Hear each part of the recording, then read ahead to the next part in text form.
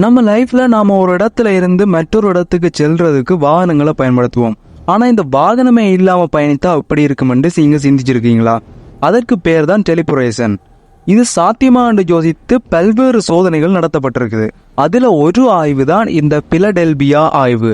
2ஆம் உலகப் போர் நடந்த காலகட்டத்தில் அமெரிக்காவானது ஒரு கப்பலையும் அதில் இருந்த மனிதர்களையும் டெலிபோரேஷன் செய்துள்ளது என்று பெரும்பாலான மக்கள் நம்புகின்றார்கள். அப்படி உண்மையில் இந்த ஆய்வை அமெரிக்கா நடத்தியதா? ஆய்வில் உட்பட்ட மனிதர்கள் என்ன ஆனார்கள் என்றதை தான் இந்த வீடியோல பார்க்க போறோம். வாங்க வீடியோக்குள்ள போலாம்.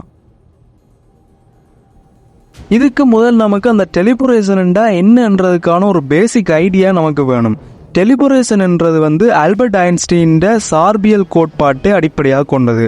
அதாவது நாம ஒரு இடத்துல இருந்து மற்றொரு இடத்துக்கு செல்றதுக்கு வெஹிக்கிள்ஸை யூஸ் பண்ற மாதிரி இந்த வாகனங்களை பயன்படுத்தாம நீங்க நினைச்ச இடத்துக்கு ஒரு சில நொடிகளில் செல்ல முடியும். எடுத்துக்காட்டாக நீங்க இந்தியாவில் இருந்து அமெரிக்கா செல்ல விரும்பினா இந்த டெலிபோரேஷன் முறையை பயன்படுத்தி உங்களால் ஒரு சில வினாடிகள்ல இந்தியாவில் இருந்து அமெரிக்காவுக்கு செல்ல முடியும். இதைத்தான் டெலிபோரேஷன் என்று சொல்றாங்க. அப்படி என்றால் டெலிபோரேஷன் சாத்தியமா என்று கேட்டா ஆம், சாத்தியம்தான்.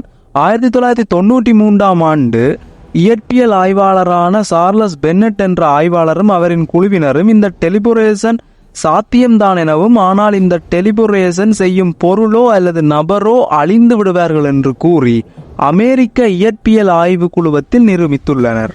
2012ஆம் ஆண்டு போட்டோன் துகள்களை என்டேக்கிள்மெண்ட் என்ற முறையை பயன்படுத்தி ஒரு போட்டோன் துகளை 90 கிலோமீட்டர் டெலிபோர்ட் செய்து சீனாவின் பல்கலைக்கழகம் சாதனை படைத்திருக்குது. இந்த டெலிபோரேஷன் அடுத்த கட்ட ஆய்வில் தற்போது சாதனை படைத்து வருகின்றது இந்த ஜப்பான். இந்த ஆய்வில் இறங்கிய போது இவர்களின் ஆய்வு மனிதன் அல்லது ஒரு பொருளில் அணுக்களை தனித்தனியாக பிரித்து அதனை மீண்டும் ஒன்று சேர்ப்பதே இந்த பிலடெல்பியா ஆய்வென்ற நோக்கமே. 1990களுக்கு பிறகே இந்த டெலிபோரேஷன் உண்மை என அனைவராலும் ஏற்றுக்கொள்ளப்பட்டது. ஆனால் இந்த பிலடெல்பியா நிகழ்வானது 1943ஆம் ஆண்டு நிகழ்ந்தது. எப்படி இது சாத்தியம் என நமக்கே ஒரு வித குழப்பத்தை ஏற்படுத்துது. வாங்க தெளிவா இதுல பார்ப்போம். 2ஆம் உலகப் போர் காலகட்டத்தில் அமெரிக்காவுக்கு மிகப்பெரிய அச்சுறுத்தலாக இருந்தது 2 நாடுகள். ஒன்று ஹிட்லர்ன்ற ஜெர்மன் படை, மற்றது ஜப்பானின் அதிநவீன இராணுவ படை. இந்த 2 நாடுகளும் அமெரிக்காவை விட தொழில்நுட்பத்தில் இராணுவ படைகளிலேயும் கூட பலம் பொருந்தியதாக இருந்தது. இந்த நாடுகளை வீழ்த்த அமெரிக்கா எடுத்த அனைத்து நடவடிக்கையுமே தோல்வியைத்தான் தழுவினது. அப்போதுதான் அமெரிக்காவுக்கு இந்த விபரீத திட்டத்தை கையில் எடுக்கின்ற ஒரு ஐடியா வந்துச்சுது. எதிரியின் கண்களில் இருந்து மறைந்து அவர்களை தாக்குவது. அதற்காகத்தான் இந்த பிலடெல்பியா ஆய்வு நடத்தப்பட்டதாக கூறப்படுது. 1943ஆம் ஆண்டு ப்ரொஜெக்ட் ரெயின்போ என்ற பெயரில் தான் இந்த பிலடெல்பியா ஆய்வு முதலில் ஒரு கப்பல்ல நடத்தப்படுது. USS என்ரிச் அமெரிக்காவின் போர்க்கப்பல்ல இந்த ஆய்வுக்கான அனைத்து ஏற்பாடுகளும் செய்யப்படுது. அமெரிக்காவின் முக்கிய நோக்கமாக இருந்த எதிரிகளுக்கு தெரியாமல் அவர்களுடைய ரேடார்களுக்கு அவர்களை தாக்கிவிட்டு மீண்டும் மறைவது. இந்த ஆய்வுக்காக தேர்ந்தெடுக்கப்பட்ட ஆய்வாளர்களும் சரி, தொழில்துறை வல்லுநர்களும் சரி சேர்ந்து வேலை செஞ்சிருக்கணும். பிறகு கப்பல்ல அதிக திறன் கொண்ட என்ஜின்களும் அதிக காந்தப்புலத்தை ஏற்படுத்தக்கூடிய கருவிகளும் வைக்கப்பட்டு அந்த ஆய்வு 2 முறை நடத்தப்பட்டதாக கூறப்படுது. 2 முறை நடத்தப்பட்ட ஆய்வுகள்ல மனிதர்கள் யாரும் இல்லை. இறுதியாக மனிதர்களை வைத்து ஆய்வு மேற்கொள்ள தயாராகின்ற தற்போது கப்பல்ல மனிதர்களும் உள்ளனர். இப்ப சோதனை தொடக்கப்படுவது. அனைத்து கருவிகளும் சரியாக வேலை செய்கின்றது.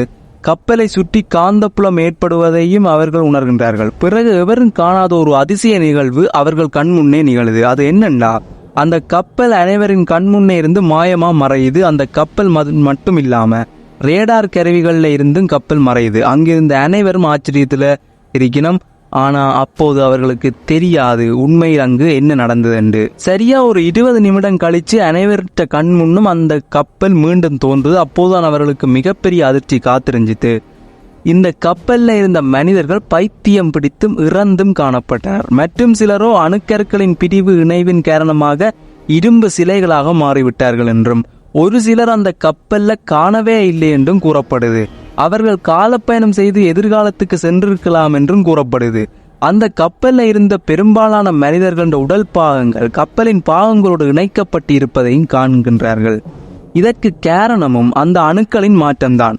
அதன் பிறகு இந்த ஆய்வை அமெரிக்க அரசு மிகவும் ரகசியமாக வைத்துள்ளதாகவும் இந்த ஆய்வில் வேலை செய்த அனைத்து நபர்களும் அவர்களின் குடும்பங்களுக்கு என்ன ஆனது என்பதும் ஒரு விடை தெரியாத மர்மமாகவே காணப்படுது.